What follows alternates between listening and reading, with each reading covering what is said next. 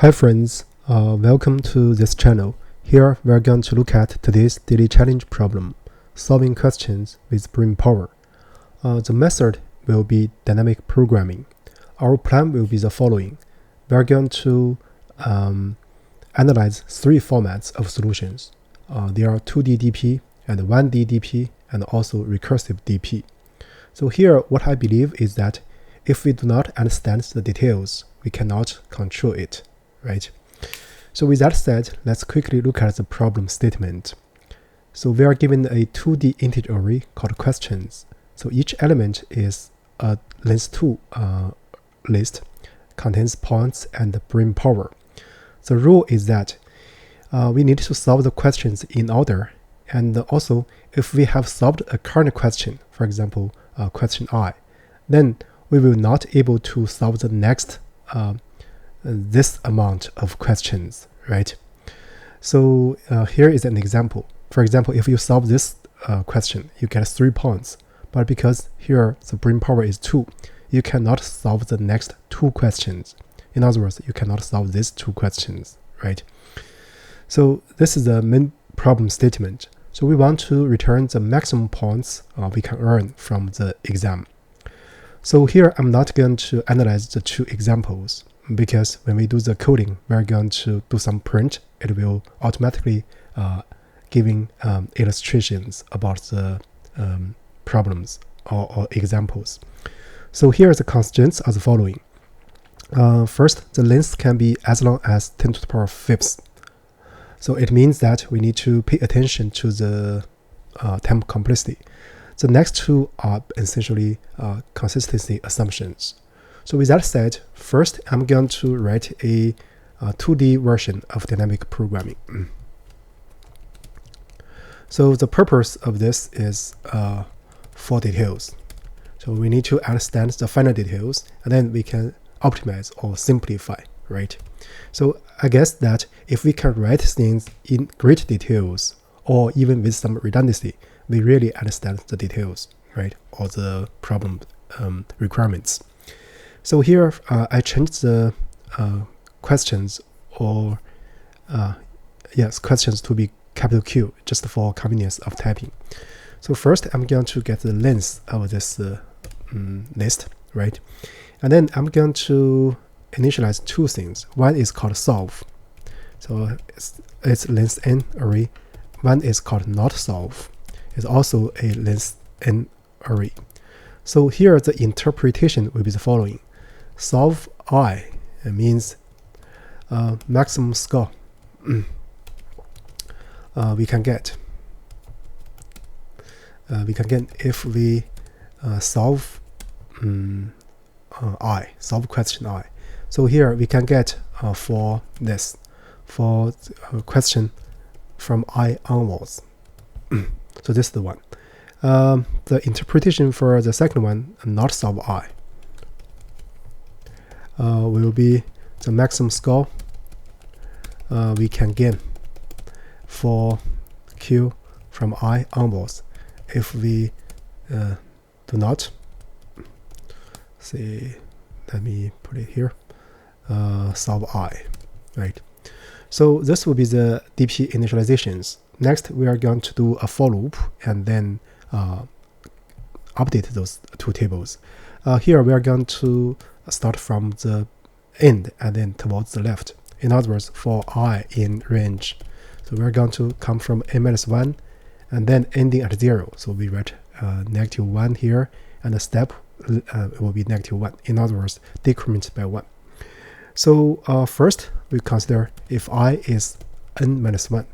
So in this case, this is the last one. If you choose to solve the last question, so you are going to get question I, the 0, the point. Actually, if you not solve I, so you are going to get 0. Actually, we initialize this not solve I, n-1 is 0. We don't need to write this line explicitly. However, writing this line increases readability, actually makes the logic clear. So for the purpose of teaching, I'm writing here. So this is something redundant. Otherwise, if I is less than n-1, Then we can get the point we can get, and we can get the skip. That will be QI.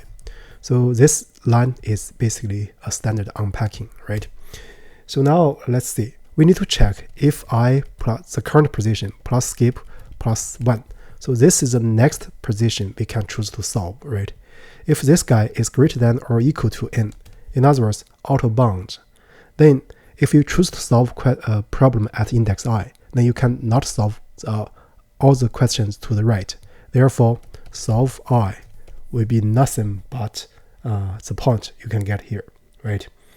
So this is the one. Otherwise, so here in this if and else block, I first want to update solve I. Then I'm going to update not solve I. So if we this index is inbound, then we have two possibilities. Solve I. So no matter what, we have this point collected. And then we want to choose the maximum. So you can choose to solve this I plus skip plus 1. Or you can choose not to solve. Not solve I plus skip plus 1, right? There's two possibilities. And then this, we set the, say, update solve I. So next we are going to update not solve I. So this is relatively simpler. So because not solve I. So if you choose not to solve the current question at index I, you cannot collect this point, but you can collect this maximum. You can choose to solve questions at I plus 1, or you can choose not to solve that, right? So in other words, the maximum gain we can get at this position and towards the right will be this.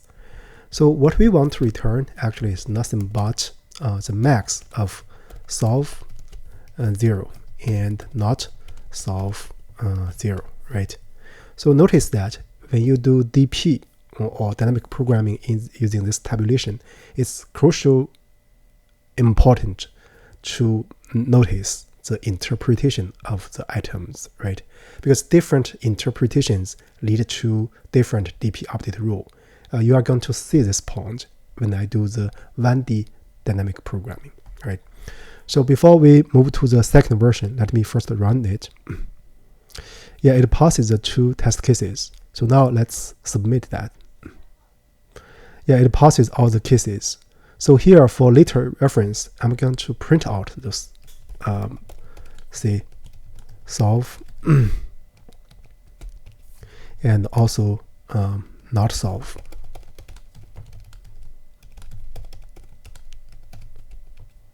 So this way we can compare with the second version. So let's use example 1 as demonstration. So here I'm going to put it here. So this is for 2D DP, right? So now with that done, let's write another one using 1D DP, still in terms of tabulation, right? So 1D DP. So here is for purpose select optimization. So here I'm going to just still have the length of the array, and then I'm going to using dictionary. The reason I'm using dictionary is that I don't want to check the edge cases like this, right? So here still you can use a list of length n as in version v1, but let's introduce some new idea. So here notice that I'm using dictionary, right? Also we set the default value to be 0, right? And then the DPI will be interpreted as the maximum gain we can get for question from I onwards, right? You need to distinguish if you solve it or not solve it, but I compress the two pieces of information for each position into one. So now let's look at the DP update rule.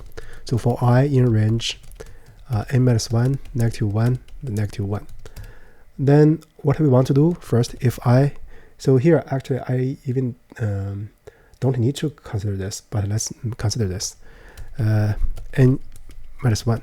So in this case, so dpi, so it would be qi 0. So this is the one. And then otherwise, so if this I is less than n minus 1, what do we do? So we have a point, and we have a skip. So that is qi. This is again unpacking. So then we set dpi. So this will be max. So if we collect the current point, and then we are going to do dp.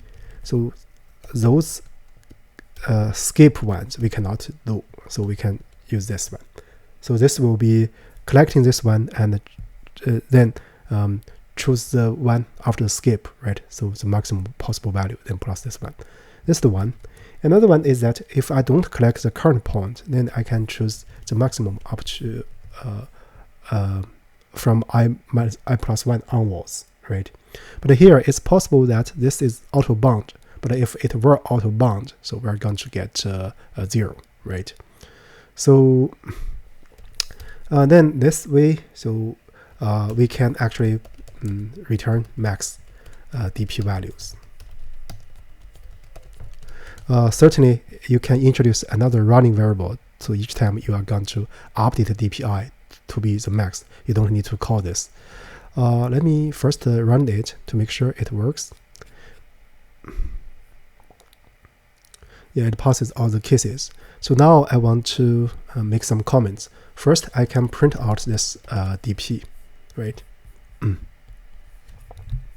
So here it's something like this. So I'm going to put it here, then compare, right? So if I equals 0, 1, 2, 3, 3, so what do you get? You get the max of 2 and 0, that is 2. If I equals 2, so you get the maximum of 4 and 2, so that is 4. If I equals 1, so 1 you get 4, so the larger of 4 and 4 is 4. If index is 0, so you get the maximum of 4 and 5 and 4 is 5, right? In great consistency. So this is the one comment. Another comment is that you can, let's see, you can do something like this. You introduce a running variable, right? And here what you do is result equals max result and dpi after you then. So here you just need to return the result. So you can submit that. So this is another comment. So the next comment will be, actually I guess we can absorb the case. So here I have a if and else. Let me try to see if I can absorb in general form. So here for I equals this, I just have this one, and then point and dp, right? So if I equals n plus 1, it does not matter, right? So let's see. Yeah, it does not matter. So we just submit that. Yeah, it passes all the cases, right? So this can be regarded very convenient, right? So this is let's call it V2 revise. So these two versions actually are both tabulation, right? So you see the correspondence of 2D version and the 1D version. But personally, I prefer the 2D version if I want to understand the details of the problem. So now with these two versions ready, so now let me write a third one. The third one will be in recursion format. So I'm going to change this back the function signature. So here, recursion. So the purpose is to provide another format, right, of DP. So actually DP can be very flexible, and there are a lot of variations and different representation formats. It depends on your design. But the overall principle is that if you understand the details, you can control it, right? So we have this. Now let me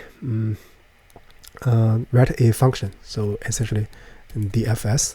So starting from I, right? So here I'm going to use cache. So it's corresponding, you are using a dictionary, right? Something like this. So I would say if in a higher level they are the same solution, right? So I want to get the gain from I onwards, right? So if I is greater than or equal to n, right? So we just return 0. So then we get the point and the skip, that will be qi. Again, this line of coding is unpacking. Then what we want to return is two possibilities, right? So one is we collect the point and then we get dfs I plus skip plus 1. Another one is we don't collect the points, so we have dfs I plus 1, right? So then for this problem, we just need to call this function. So we just need to return dfs 0. So actually it's the same as this 1D version, and also it's the same as the 2D version, right? So now let me first test it. Yeah, it passes the two test cases. Now let's look at the generic case. Yeah, it passes all the cases. Up to now, I guess I finished the coding part. So let me come back to the very beginning and then give you a quick summary and share some thoughts. First, we coded 3 formats of solutions. Essentially, they're the same solution, but different formats. This is the one comment. Another comment is that if we want to control the design of the coding, we need to understand the details of the problem. That's the second comment. With that done, I guess that's it for the current video. Thank you for watching.